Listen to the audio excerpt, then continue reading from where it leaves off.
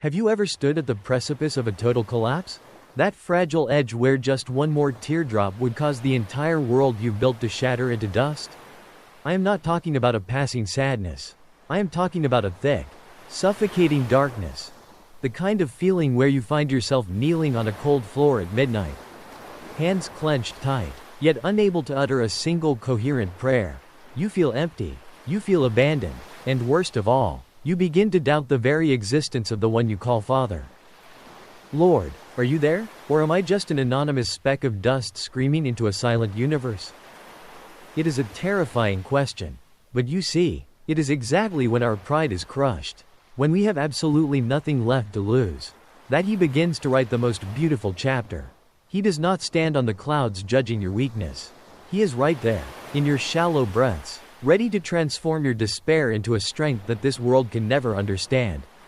Join me as we walk through these 10 valleys of the soul, to discover that at the bottom of every abyss, there is a hand waiting to lift you up.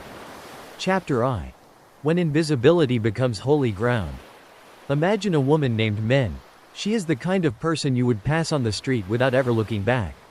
At work, she is the one who stays latest to clean up the messes of her colleagues.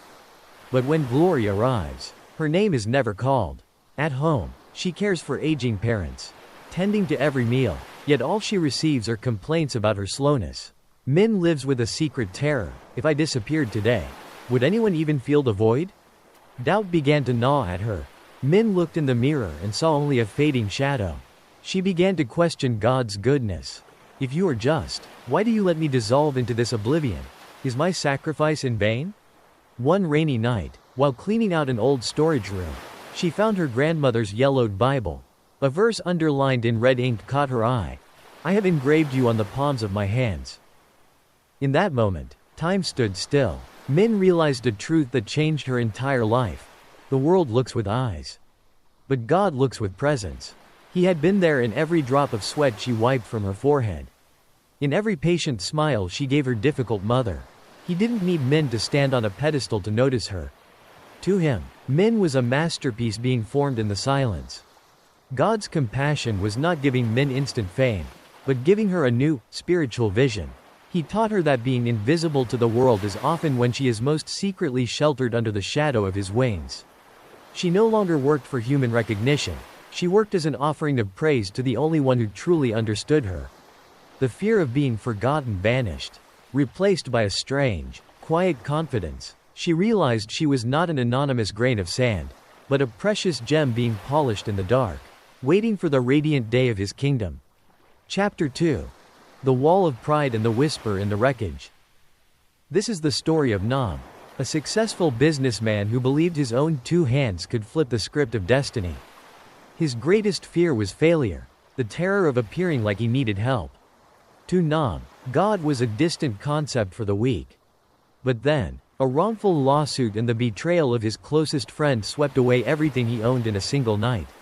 Standing before his sealed house, Nam fell into a pit of shame. He questioned everything. Where is justice? Where is God when a hard-working man is stripped of everything? In total despair, Nam sought the most extreme end. He drove his car to a cliffside, intending to plunge into the depths.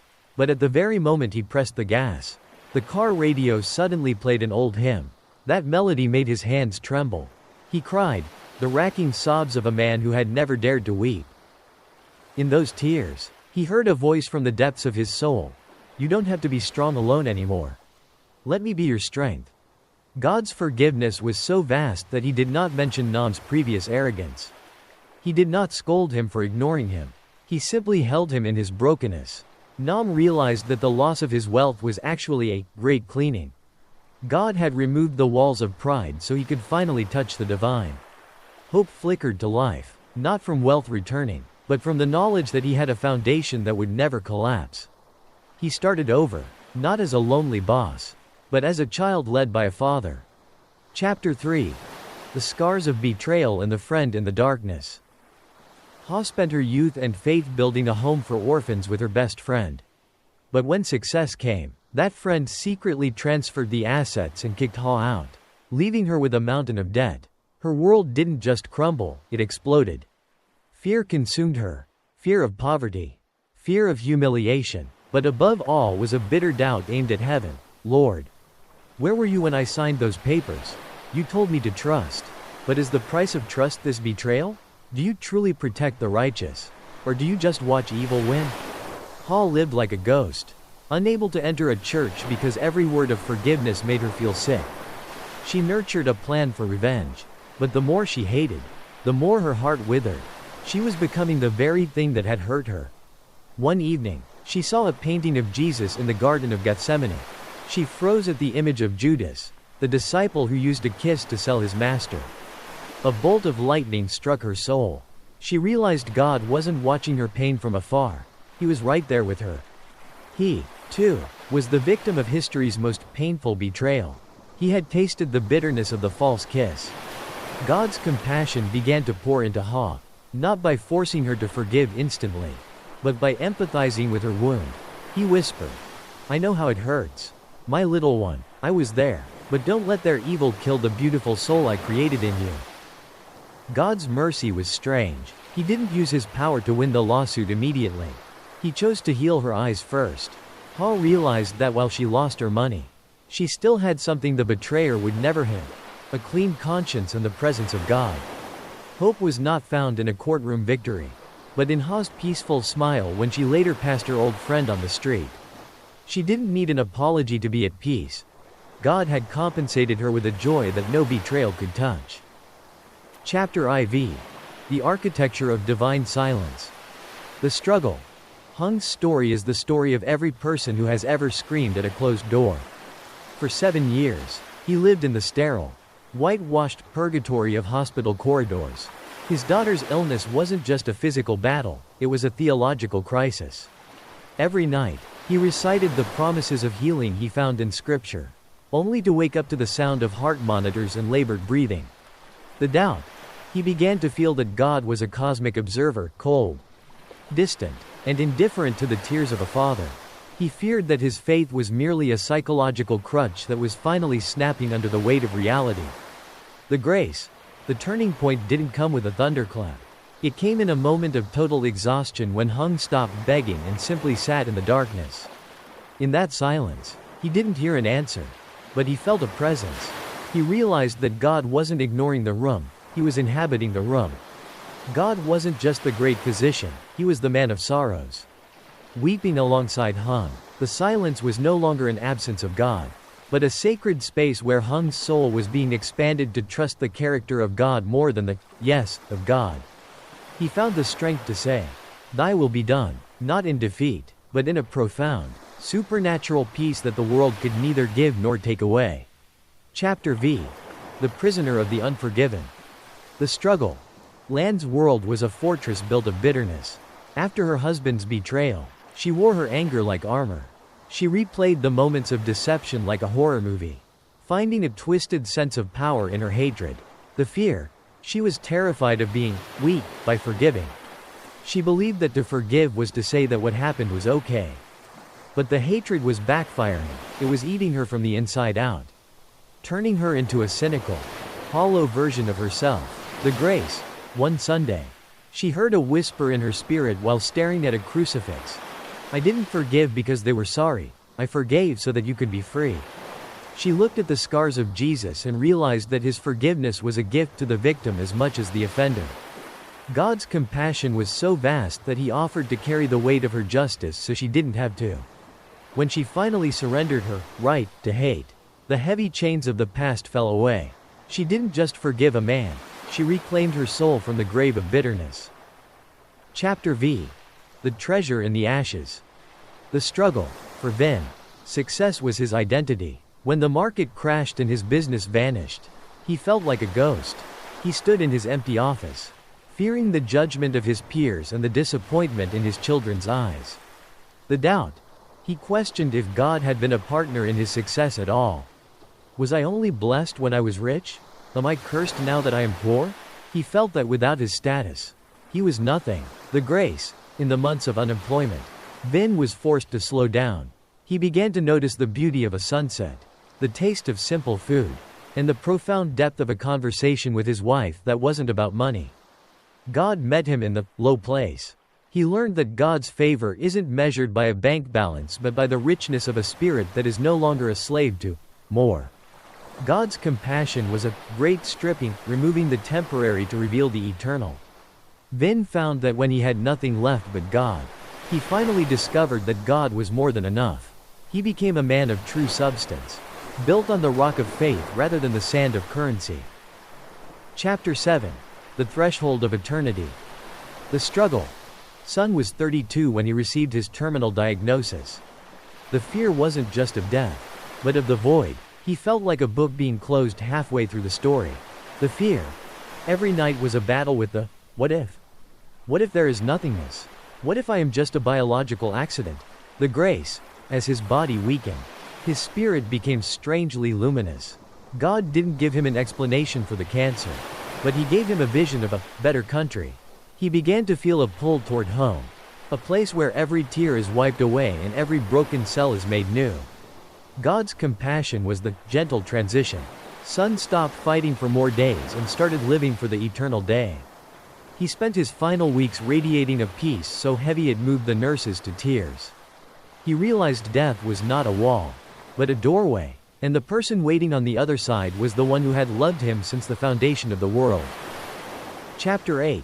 The Prodigal's Resurrection. The Struggle. Tuan had spent a decade in the shadows of addiction.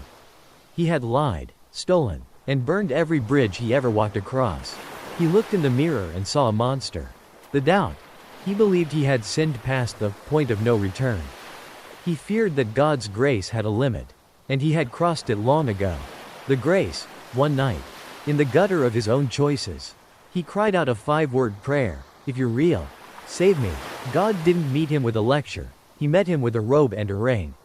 Tuan experienced the relentless pursuit of the Good Shepherd. God began the slow, painful, but beautiful work of restoration. He used Tuan's scars as credentials to reach others in the same darkness. Tuan's life became a living testimony that no one is too far gone. No stain is too deep, and no story is too broken for the master potter to reshape. Chapter X. The Sanctuary of the Solitary.